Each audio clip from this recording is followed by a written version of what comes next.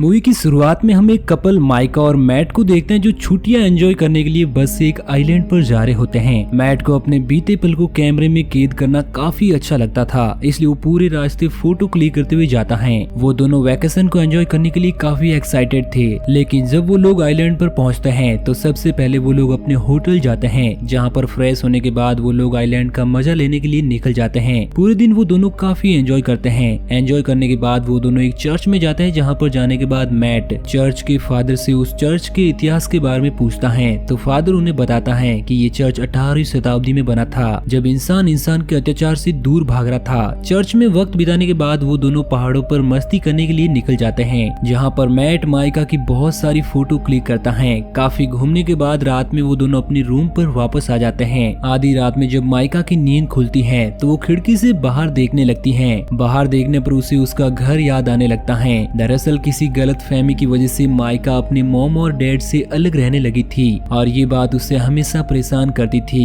अगली सुबह मैट जल्दी से उठकर अगली ट्रिप के लिए तैयार होता है और वो माइका के साथ नाश्ता करने के लिए जब किचन में जाता है तो वहाँ पर कोई भी नहीं होता, इसलिए वो दोनों कॉफी पीने के लिए किसी कैफे में जाने लगते हैं। होटल से बाहर निकलने पर उन्हें कोई भी आदमी बाहर दिखाई नहीं देता। ये देखकर उन दोनों को लगता है कि ये स्थिति किसी छुट्टी की वजह से हुई है, लेकिन जब वो दोनों एक शॉप में जाते हैं तो उन्हें वहाँ पर भी कोई नहीं मिलता। ये देखकर वो दोनों काफी हैरान हो जाते हैं और हर जगह लोगों को ढूंढने लगते हैं, लेकिन कहीं पर भी उन्हें इंसान दिखाई नहीं देता है। अचानक से लोगों के गायब हो जाने की वजह से वो दोनों काफी हैरान होते हैं। उन्हें समझ में ही नहीं आता कि लोगों के साथ क्या हुआ, आखिर वो कहाँ पर गए। उन्हें जब उस सिटी में कोई दिखाई नहीं देता है तो वो दोनों दूसरे शहर भागते हुए जाते हैं, लेकिन उन्हें वहाँ पर भी कोई नहीं मिलता। ये देखकर ऐसा लगता है कि मानो मैट और माइका को छोड़कर पृथ्वी से पूरे इंसान गायब हो गए हो। लोगों को ढूंढने के बाद वो दोनों काफी ज्यादा थक जाते हैं और वापस घर की ओर निकल जाते हैं। रास्ते में माइका अपनी मॉम से कांटेक्ट करने की कोशिश करती है,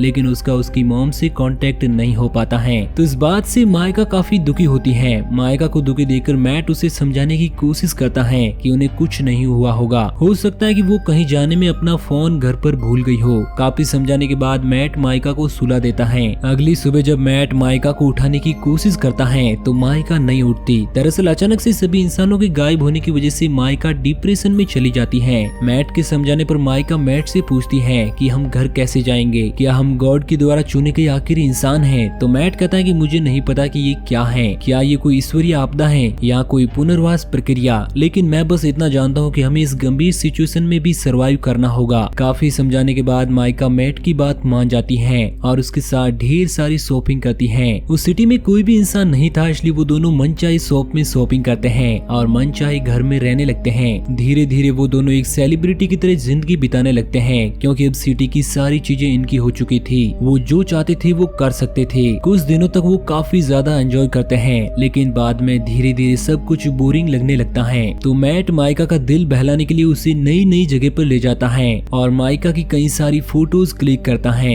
इसके बाद वो दोनों मस्ती करते हुए शॉपिंग करते हैं, क्योंकि आज माइका का बर्थडे होता है, लेकिन उसे अपने लोगों की काफी याद आती है, जिसकी वजह से वो पार्टी छोड़कर वहाँ से चली जाती है। अब माइका काफी गुमसुम रहने लगी थी। मैट बार बार माइका को मनाने की कोशिश करता है तो माइका मैट से बार बार अपनी बुक मांगती है। दरअसल माइका एक राइटर थी, इसलिए वो इस खौफनाक मंजर को अपनी बुक में लिखना चाहती थी। माइका की बात सुनकर मैट माइका को समझाने की कोशिश करता है कि हम जरूर इस कहानी को लिखेंगे, लेकिन इससे पहले हमें इसका सामना करना होगा। माइका काफी पॉजिटिव होती है, इसलिए वो सभी चीजों को लेकर काफी चिंतित होती है। काफी समय बिताने के बाद धीरे धीरे सब कुछ बदलने लगता है, जैसे कि कारखाने डस्टबिन बन चुके थे और समुद्र बिल्कुल साफ हो जाते हैं। मैट माइका का हर बार दिल बहलाने के लिए नई नई जगह पर ले जाता है, जहाँ पर जाकर माइका थोड़ा रिलैक्स फील करती है। मैट माइका को एक क्रेश प्लेन के पास ले जाता है, जहाँ पर जाने के बाद मैट सोचता है कि शायद माइका को यहाँ पर अच्छा लगेगा, लेकिन माइका को प्लेन देकर अपने लोगों की याद आ जाती है, जिससे वो काफी ज्यादा इमोशनल हो जाती है और कार लेकर वहाँ से चली जाती है। कुछ दिनों तक वो दोनों एक दूसरे से अलग रहते हैं। अलग होने के बाद वो दोनों अपने अपने कामों में व्यस्त रहने लगते हैं। मैट माइका से अलग होने के बाद घर के बाहर एक हवा से चलने वाला फैन बनाता है, जिससे पानी का कनेक्शन घर के नल से करता है, ताकि लाइट ना होने पर भी घर में पानी की कमी ना हो।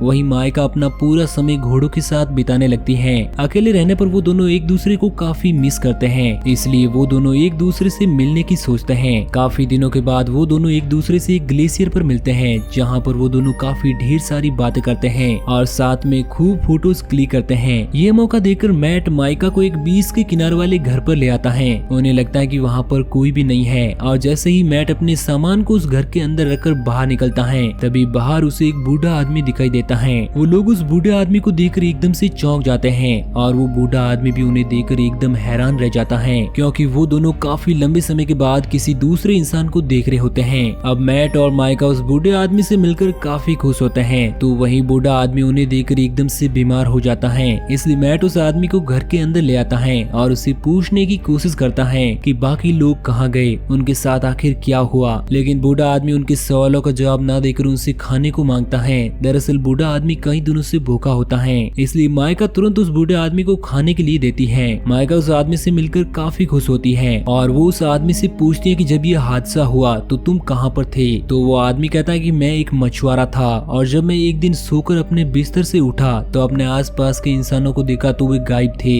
मैंने उन्हें हर जगह ढूंढा लेकिन वो कहीं नहीं मिले। मुझे लगा कि वो लोग मछली पकड़ने के लिए शहर गए हुए हैं, लेकिन शहर पहुंचने के बाद पूरा शहर ही खाली मिला। इस हादसे को देखकर मैं डर गया, तब से मैं यहीं पर रहता हूँ। अपनी स्टोरी बताने के बाद बूढ़ा आदमी माइका से पूछता है कि तुम लोग यहाँ पर कैसे पहुँचे। तो माइका बूढ़े आदमी को बताती है कि हम लोग वैकेशन पर आए थे जब यह हादसा हुआ और तब से यहीं पर रह गए। माइका बूढ़े आदमी से कहती है कि मुझे अपनी फैमिली की बहुत याद आती है। तो बूढ़ा आदमी अपनी फैमिली के बारे में बताने लगता है। वो बूढ़ा आदमी माइका को बताता है कि एक बार कुछ दिनों के लिए मैं समुद्र में मछलियां पकड़ने के लिए गया था। घर पर उसकी जवान पत्नी और एक बेटा था, लेकिन जब वो मछलियां पकड़कर वापस लौटा तो उसकी वाइफ और बेटे दोनों की मृत्यु हो गई थी। उस बूढ़े आदमी की बात सुनकर माइका समझ आती है कि इस दुनिया में कोई भी इंसान बिना दुख का नहीं है। किसी के पास थोड़ा सा तो किसी के पास बहुत सारा दुख है। ये बात सोचकर माइका को अपने फैमिली की याद आ जाती है और माइका इमोशनल होकर सो जाती है। अगली सुबह जब मैट सोकर उठता है तो देखता है कि वो बूढ़ा आदमी सोई सोई मर गया है। तो वो भागते हुए माइका के पास जाता है और उसे ये बात बताता है। माइका जब ये बात सुनाती है तो उस बूढ़े आदमी के पास जाती है तो देखते हैं कि वो सच में मर गया है। इसके बाद मैट उस आदमी को दफनाने के लिए पास में किसी कब्रिस्तान को ढूंढता है तो उन्हें घर के बाहर ही एक कब्रिस्तान मिल जाता है, जिसे देखकर मैट समझ जाता है कि ये जरूर इस आदमी की फैमिली की कब्रिस्तान है।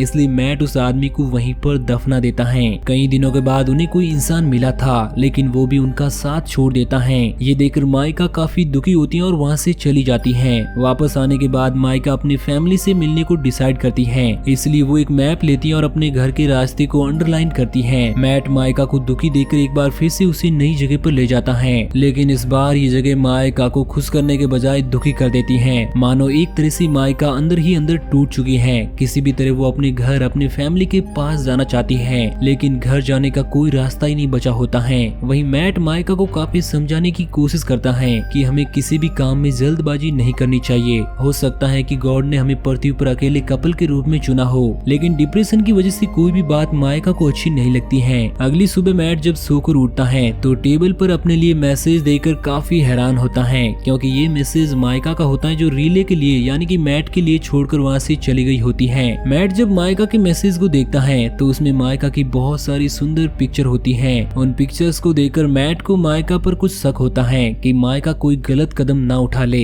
इसलिए मैट अपनी गाड़ी लेकर माइका को ढूंढने के लिए निकल पड़ता है। फोटो में खींची गई सभी जगहों पर मैट जाता है, लेकिन माइका उसे कहीं पर भी नहीं मिलती। तो लास्ट टाइम में उन दोनों ने जिस झील में स्विमिंग की थी, मैट वहाँ पर जाता है। वहाँ पर मैट को माइका की गाड़ी दिख जाती है तो मैट काफी राहत की सांस लेता है। लेकिन आगे जब मैट माइका के निकले हुए कपड़ों को देखता है तो उसकी धड़कनें बढ़ने लगती है। इसलिए वो भागता हुआ पानी के पास जाता है तो देखता है कि माइका पानी में छलांग लगाकर अपनी जान दे रही है। तो ये देखकर मैट जल्दी से माइका को बाहर निकालता है, लेकिन तब तक माइका अपनी फैमिली से मिलने के लिए ऊपर चली गई होती है। दरअसल सिटी के यह हालात देखकर माइका को लगता था कि उसकी फैमिली भी गॉड के पास चली गई, तो वो भी अपनी फैमिली से मिलने के लिए मौत का रास्ता चुनती है। मैट माइका की मौत से काफी दुखी होता है, मानो मैट के पैरों के नीचे से पूरी दुनिया ही खिसक गई हो। इसी के साथ ये मूवी यहीं पर एंड हो जाती है। तो दोस्तों आपको ये कहानी कैसी लगी नीचे कमेंट करके जरूर बताना, और अगर आपको ये वीडियो अच्छा लगा हो तो हमारे चैनल को सब्सक्राइब जरूर करना।